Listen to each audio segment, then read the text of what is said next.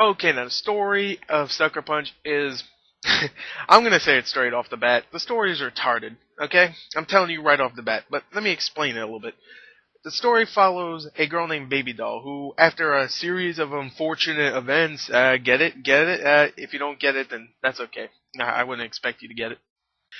Anyway, she gets sent to this insane asylum and meets a whole bunch of other characters. And guess what she decides to do? She decides to break out of there. And the way she decides to break out of there is every time they have to get this item to help them escape, she pretty much goes insane, starts dancing, and goes to this magical world where ninjas and samurais with Gatling guns and freaking the Hellgas from Killzone 3 come out of nowhere, and she has to fight them off with a whole bunch of other sluts. So there you go. There's the story of Sucker Punch. I'm not going to explain it anymore. It's retarded. I'm just going to give it, it's retarded, but at least it's original, and I wasn't expecting it to be good, so I'm just going to give it a straight up 5 out of 10. It's nothing magical, but, whatever. At least it's original, somewhat. Anyway, let's go on to the acting. Okay, now the acting of the film, many people have said that the acting is actually terrible. I didn't think so. I thought the acting was actually not that bad, and I actually felt some chemistry between the 5 leads, the 5 girls in the film, and it felt like, they actually do like each other. It's not like it's acting. It's really like, they actually like each other. That's cool. Maybe, they could like each other a little bit more, if you know what I mean. I'm gonna stop. Anyway, the 5 lead girls, played by Abby Cornish, Emily Browning, who is the main girl in the film, Vanessa Hudgens, Jamie Chung, and I'm trying to remember all their names, and Jenna Malone. They all did really good. You also have other people like Scott Glenn plays the wise man in the film, and he's actually really good. I actually really liked him.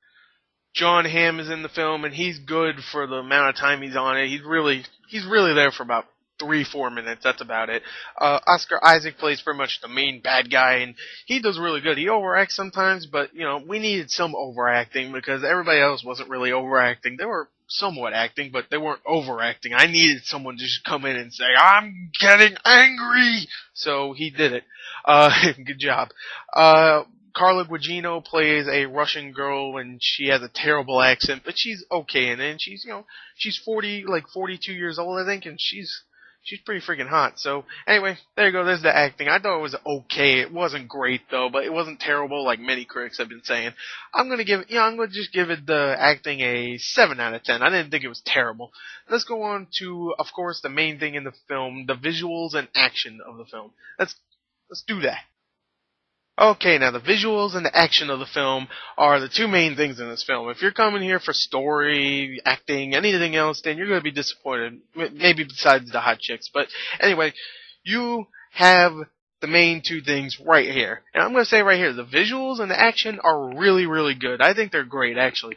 I have a few gripes with them. Okay, the visuals, not really many gripes. The only gripe I really have is that the visuals are things we've seen before Zack Snyder do, pretty much. He does all this stuff like, and of course he didn't actually make the visuals himself. He just has the style, and he has his artists do this kind of style all the time, where it's all super stylized and everything looks fake but looks really freaking cool and stylish. And he did that in 300, Watchmen. He even did that somewhat in the Owl movie that came out. And, it was really, really cool in Watchmen and 300, and even Dawn of the Dead, really. But in this, it's still really cool because they do a lot more things with it, where like all the bad guys look really freaking cool. It's just getting a little tiresome.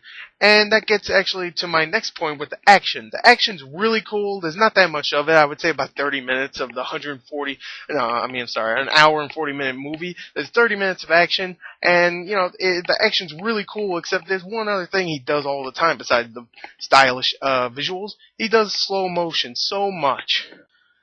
I mean, in pretty much every action scene, there has to be like 5 or 6 shots where it just goes into slow motion. And a lot of times it is still cool, but we've seen this so many times, definitely with his films. I think every film he did, besides maybe Dawn of the Dead, freaking had slow motion, and a lot of it. Just not some scenes, but a lot of slow motion. And that's fine, but do something different. If Superman's gonna have slow motion all the time, it better be fucking cool. And this, it was cool, it was just too much. I liked the action and the visuals, though. I really did. The visuals were still great, and the action was really fun, except maybe a little scarce compared to what I thought it was gonna have. I still liked it. I'm going to give it 8.5 out of 10. So let's go into entertainment. Okay, now the entertainment of the film, I'm just gonna say right here, I was entertained completely by this film. It really was entertaining. Now, I know a lot of people out there, mostly critics that I've been listening to, hate this film. That's fine. I know, it's pretty sleazy, but I just thought it was really entertaining, even without the action, which is about, I was thinking about it, it's probably maybe a little bit more than 30 minutes of action, maybe 40 minutes of action.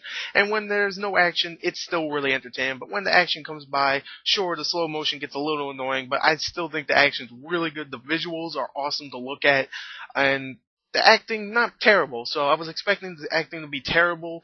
I felt some chemistry between the characters. That was kind of cool.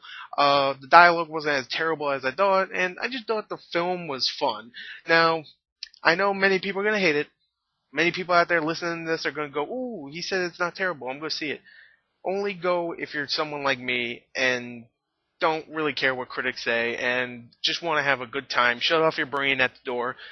Go into the film and have fun, because I think you might have fun if you just do that. If you don't, then sorry, I just wasted like $11 of your money, but you probably don't listen to me anyway. You probably just listen to me to see how many times I stutter and slur. So, anyway, there you go. There's my review. I thought entertainment. It was very entertaining. I'm going to give it 8.5 for that. And my final score, let me calculate this real quick in my head. 5 plus 7 equals 12. Then 8.5 and another 8.5. That's 17. That's a 29 out of a 40. So there you go. I didn't give it that high of a score. So 29 out of 40 is okay with me. Thought it was a fun movie. Nothing spectacular, though. Definitely not. So anyway, there you go. That's my review of Sucker Punch. Have a good day, you son of a bitch.